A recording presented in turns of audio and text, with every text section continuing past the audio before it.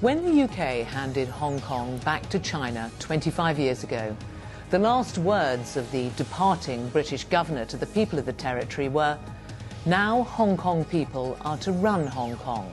That is the promise, and that is the unshakable destiny. The man who said those words, Chris Patten, now Lord Patten, is my guest today. Has that promise been broken, and could the UK have done more to honour it? Lord Patten, welcome to Hard Talk. Thank you. Has that promise that Hong Kong would be run by Hong Kong people been broken? Yes. And it was based on the perhaps misguided assumption, which some of us had occasional doubts about, that the Chinese Communist Party, let me make a distinction, would keep their word, and they have pretty comprehensively broken their word, which is contained in an international treaty lodged at the United Nations called the Joint Declaration. You said at the time, you wrote at the time in the Hong Kong Diaries, which you've just published, that ultimately after the handover, much will depend on whether the Chinese Communist Party can actually be trusted to honour one country, two systems, which was the deal agreed. Hong Kong's former chief executive, CY Leung, who's now vice chairman of China's top political advisory body, said just days ago that Hong Kong's democracy is following the basic law and the principle that you agreed of one country, two systems. You're smiling. Well, CY Leung is as the polls seem to suggest when people were asked in Hong Kong about it, is a pretty dubious piece of work. Whether or not he was a member of the Communist Party when I was governor is a matter of dispute, but he's certainly always been a supporter of whatever the communist leadership says. So you take anything he says, not just with a warehouse for salt, but with a container fleet of salt. It is true that the Chinese have produced their version of democracy. But as one Chinese supporter said to me on one occasion, said to the House of Commons Foreign Affairs Select Committee, it's not that the Chinese, he said, are against democracy, we just like to know the results in advance. And what they've been very keen on doing is installing a system of elections which means that you can vote for anybody that they will support. So at the moment, anybody who's actually believes in democracy doesn't get a look in. The only people who get elected by a rather small chosen group of people are those who will do what they're told. Well, let's turn to the most recent elections in December of last year. Candidates had to be vetted, as you say. There was a cut in the number of directly elected representatives. There was a boycott by many people. Turnout was just 30%, and by one analysis, 82 of the 90 seats were won by members pro-establishment, pro-Beijing camp.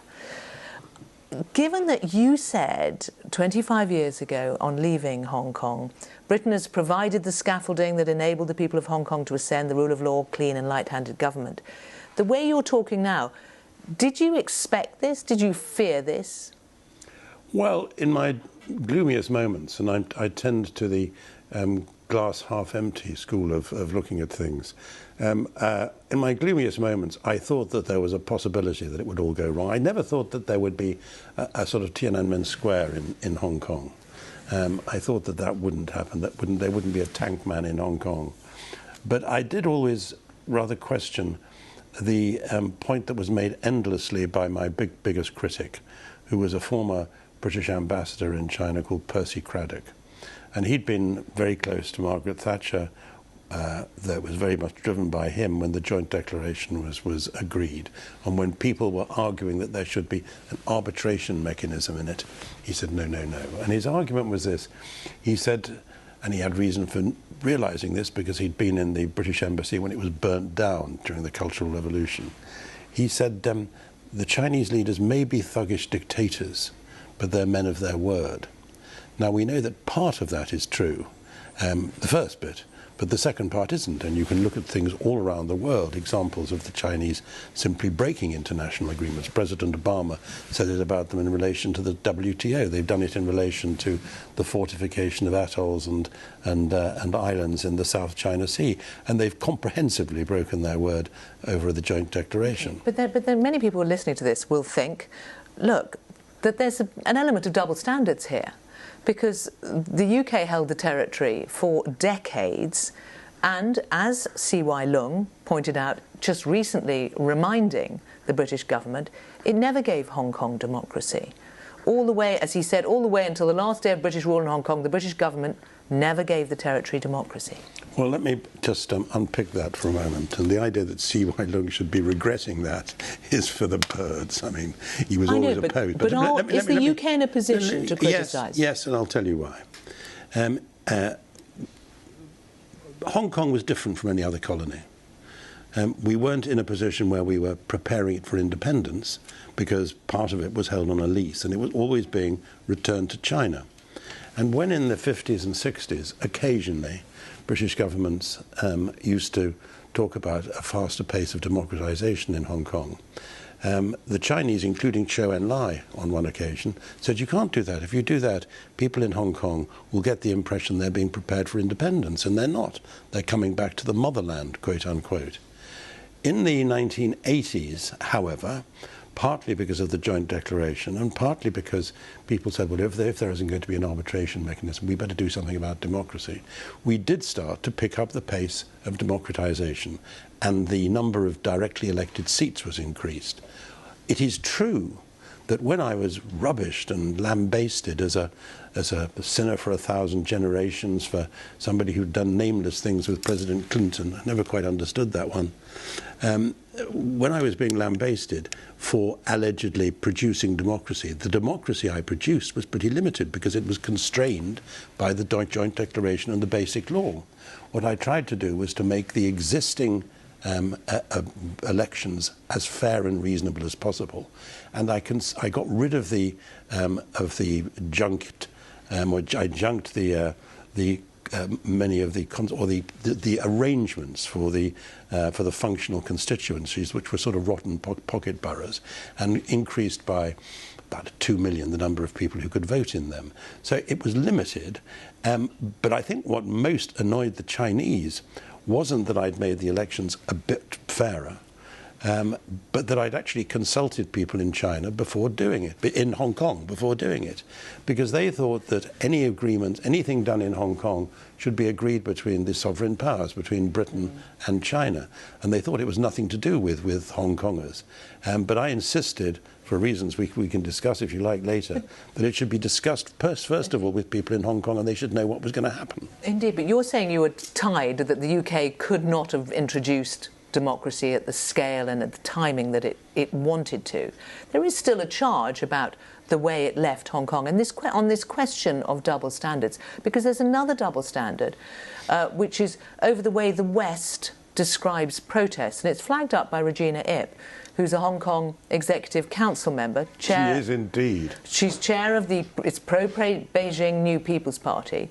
She said this week, and she was drawing a comparison between protests in Hong Kong and the attack on the US Capitol earlier on January the 6th, where she said, Western media and politicians called the Capitol attack an insurrection, but talk of Hong Kong riots as a fight for freedom and a beautiful sight.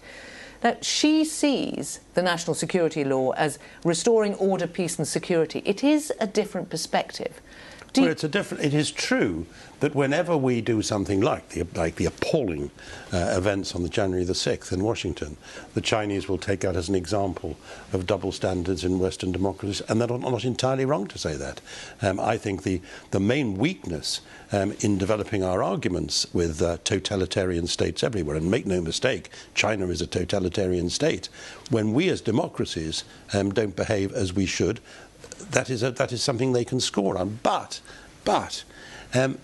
just remember what the demonstrations in 2019 were about. They were against an extradition treaty which would have enabled Hong Kong to send anybody it didn't like up to China to be tried. And when people objected to that, people like Regina Ip said, well, it will mean that from now on China doesn't have to abduct people from Hong Kong. 2 million people were on the streets. 2 million people, and they weren't dealt with by discussion. They were dealt with tear gas and plastic bullet rounds and tasers. So is it all the blame with China? When you look back at what the UK could and should have done, should it have done more? Oh, look, we're talking about 25, 30, 35 years ago. Do I think it should have done more? Yes, I do. We did a great deal to underpin the rule of law. We did a great deal to strengthen protection of the Bill of Rights. It is true, as the greatest expert on different forms of government has argued, a great American political scientist, that Hong Kong, and he was writing then in the 80s and early 90s, Hong Kong was the only society you could think of which was liberal with the rule of law but didn't have complete democracy. That's absolutely true. I wasn't elected, I was appointed, but I was appointed to serve people in Hong Kong, not to serve London or to serve Beijing. Right. Now, what we've seen in Hong Kong has led to more people of Hong Kong coming to the UK, yeah. And there was a new programme introduced at the start of 2021. Yeah. The UK expects 100,000 have applied through that and been granted visas. The UK expects 300 to 500,000 of a possible 5 million people who could be eligible. It's not 5 million, but, okay, but you're making a reasonable point. What sort of numbers would you expect are going to come here as a result of what we're seeing in Hong Kong? I would think it's probably nearer 300,000, but I don't know. What is true is most of the ones who've come so far have been in professional classes. They've been teachers, they've been doctors, they've been medics. I went to my old school the other day, and the newest chemistry teacher was from Hong Kong. It's a brain drain. It is a brain drain, and it's not only a brain drain, but it's people who loved Hong Kong but can't bear the thought of bringing up their children. I was with lots of them last night. They were getting me to sign my book for them. They hate the idea of what they've always regarded as a free and open society suddenly being one in which, as a recent panorama by the BBC was pointing out, stops free speech, arrests people, and always has looming over them the prospect of them being incarcerated. Now, in everything you have written about your time in Hong Kong and the handover and in these diaries, you suggest that the British government and British business were too subservient to China. You suggested that that was counterproductive. I mean, presumably, given what we are hearing from NATO now, they've just released a statement saying China's stated ambitions and coercive policies challenge our interests, securities and values. Are you pleased to hear that kind of much more punchy statement coming from... Look, I have never believed in containing China.